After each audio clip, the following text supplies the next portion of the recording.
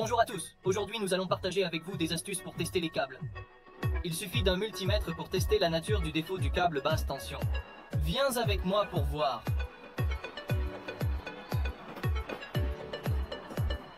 Tout d'abord, nous devons assurer la sécurité, déconnecter l'alimentation électrique, retirer les deux extrémités du câble et suspendez-le, court-circuiter toutes les extrémités du câble. Ensuite, utilisez le mode bip de votre multimètre, testez la conductivité du câble. Jugez s'il y a une rupture dans le câble.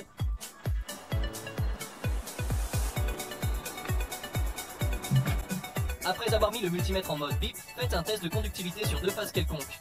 Effectuez un test de conductivité sur deux phases quelconques du câble. Le multimètre émet alors un signal sonore. Expliquez qu'entre ces deux phases, le câble est conducteur et qu'il n'y a pas de rupture et pas de déconnexion. Nous avons ensuite testé les deux autres phases. Le résultat du test est non conducteur. On peut déterminer qu'entre ces deux phases, une phase ou les deux phases ont un défaut de déconnexion. Puisque nous venons de déterminer que les deux phases supérieures sont correctes, pas de déconnexion. On peut donc déterminer que la phase suivante est défectueuse. Si nous testons le câble pour obtenir toutes les phases sont conductrices, sans rupture entre elles, on peut utiliser les ohms du multimètre. Mettez le multimètre en mode ohm pour tester le câble. Déterminez s'il y a un défaut de court-circuit entre les phases.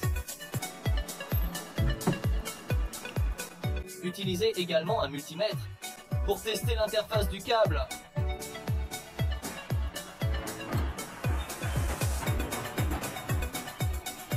Nous avons mesuré que la résistance entre ces deux phases est d'environ 4000 ohms. Il s'agit d'une minuscule.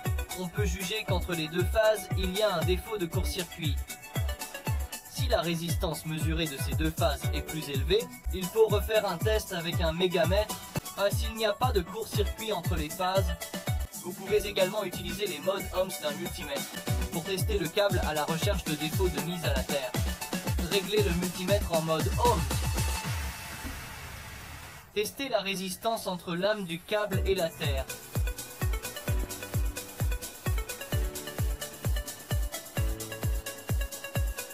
La résistance mesurée est alors d'environ 100 ohms. On peut alors juger que cette phase a connu un défaut à la terre. Si la résistance est plus élevée, le câble doit être testé à nouveau à l'aide d'un mégamètre. Tels sont les conseils de test que nous avons partagés. Merci d'avoir regardé. N'oubliez pas d'aimer, de commenter et de partager si vous avez trouvé cela utile.